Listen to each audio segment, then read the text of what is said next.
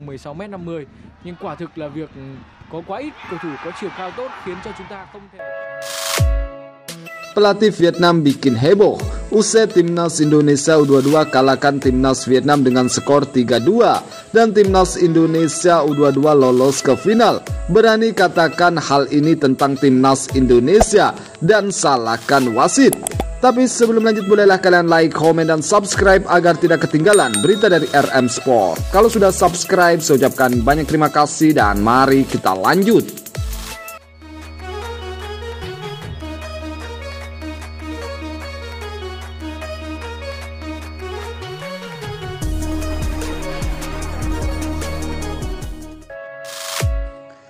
Sebagaimana diketahui, laga Timnas Indonesia U22 versus Vietnam digelar di Olympic Stadium Phnom Penh, Kamboja pada Sabtu 13 Mei 2023. Timnas Indonesia U22 membuka laga dengan apik. Mereka intens menyerang lini pertahanan Vietnam hingga akhirnya bisa mencetak gol di menit ke-9. Setelah unggul, Timnas Indonesia U22 tampak makin percaya diri untuk menyerang. Namun beberapa usaha mereka gagal berbuah manis. Alih-alih menambah keunggulan, Garuda Muda justru kembali kebobolan. Tepatnya di menit ke-35, Vietnam berhasil menyamakan kedudukan lewat aksi Van Tung Yen. Di babak kedua, Timnas Indonesia U22 bermain apik. Gol pun tercipta di menit ke-35. Gol berawal dari lemparan Pratama Arhan. Bola ditepis kiper Vietnam, tetapi bola muntahan langsung disambut Marcelino Ferdinand yang berada di luar kotak penalti. Marcelino pun langsung menendang bola keras. Bola pun bersarang tepat ke gawang Vietnam. Bola sempat mengenai sedikit kaki Muhammad Ferrari sebelum bersarang ke gawang Vietnam. Skor berubah menjadi 2-1. Sayangnya tak lama berselang petaka datang ke kubu Timnas Indonesia U22. Pratama Arhan harus diusir keluar lapangan oleh wasit usai menerima kartu kuning kedua pada menit ke-60. Hal itu terjadi karena Pratama Arhan harus menerima kartu kuning kedua dari wasit usai melakukan pelanggaran kepada pemain Vietnam di dekat gawang Timnas Indonesia U22. Sebelumnya Arhan pun menerima kartu kuning di babak pertama.